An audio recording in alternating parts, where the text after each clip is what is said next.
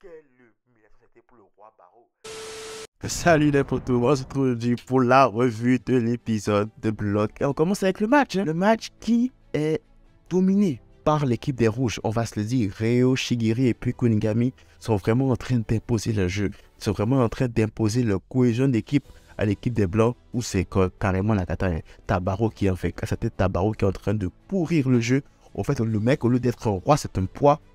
Isagi qui essaye de faire jouer Nagi et Barreau, mais ça ne marche pas. Avec Nagi, c'est parfait, mais avec Barreau, c'est juste de la merde. Et c'est leur match qui en pâtit. Donc là, en fait, t'as Isagi qui n'a pas d'autre choix. Il aura tout essayé, mais il n'a pas d'autre choix que de faire jouer Barreau pour lui. Il transforme Barreau en leur pouvoir faire des combinaisons avec Nagi et essayer de marquer. Et quelle humiliation ça a été pour le roi.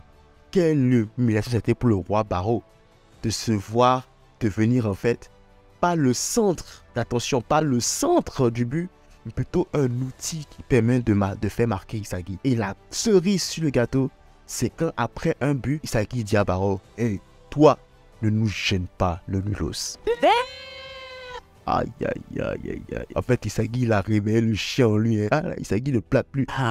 Barreau qui est sonné et il sait plus. Il est déboussolé. Il s'est dit, quoi? Moi, le roi? Moi, là, même le roi? Et donc là, en fait, il perd le contrôle. Et du coup, en fait, son jeu en pâtit. Il perd ses réflexes. Il perd un duel contre Kunigami. Et là, en fait, encore, là, tu vois encore la force de Isagi. C'est que Isagi commence maintenant à prévoir les faits et gestes de Barreau. Isagi, en fait, commence à se calquer sur le jeu personnel de Barreau pour pouvoir construire son jeu à lui. Limite, il se dit, ah ouais, il va tenter ça. Il va rater. Là, je viendrai récupérer le ballon et construire le jeu. Moi, je suis à la place de Barreau. Je perds mes moyens, littéralement.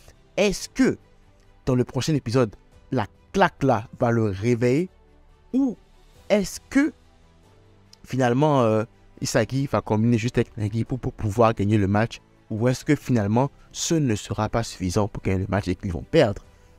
Il y a 3 situations possibles et on se demande en fait qu'est-ce qui va arriver. Ce serait intéressant quand même de voir, parce que ce match là, en tout cas pour le moment, niveau émotion et niveau train du match, tout va bien, tout est bon, tout est cool. Maintenant, il faut revenir à l'éléphant dans la chambre d'animation. Déjà, j'ai l'impression que les scènes du manga, quand tu les vois adaptées en animé, tu n'as clairement pas le même feeling. Clairement pas. C'est comme le jour et pas la même sensation. Tu n'as même pas un tiers de ce que tu ressens quand tu lis le panel du manga versus quand c'est adapté. Et ça, c'est vraiment dommage parce que je me dis, il y a des scènes qui arrivent et j'ai peur que ces scènes-là ne soient pas à la hauteur de ce qu'elles sont dans le manga. Ce sera vraiment dommage, parce que c'est des scènes vraiment épiques.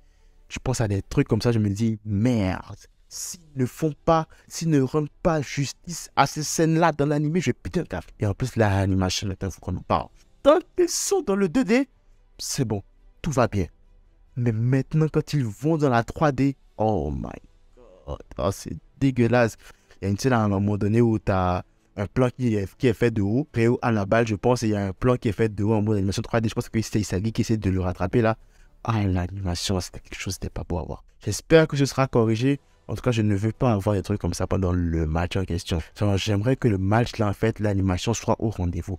L'animation soit parfaite. Au pire même, moi je suis prêt à ce que vous arrêtez juste avant le match et que vous laissiez la production à un autre studio d'animation, littéralement. Parce que s'il y a un arc qu'il ne faut cacher en aucun cas, c'est cet arc-là. Il faut qu'il soit parfait. C'est l'arc-là qui va propulser Blue Lock. C'est un truc à revoir parce que pour le moment, c'est pas encore très grave. Mais ça risque de devenir critique au fur et à mesure qu'on avance dans le manga. Parce que là, on aura des scènes importantes du manga, des scènes importantes, des scènes phares du manga. Ce serait dommage qu'elle n'ait pas le même ressenti qu'un manga. Et pire encore, qu'elle soit adaptée de manière vraiment pourrie. Voilà, c'est toute cette petite revue de l'épisode de Blue Lock. Si tu as aimé la revue, n'hésite pas à liker et à laisser un commentaire. Ça fait toujours plaisir. Si tu n'es pas encore abonné, abonne-toi, ça fait encore plus plaisir. On se retrouve très vite pour de nouvelles vidéos. Max de like, max de partage. Prenez tout soin de vous et de vos proches.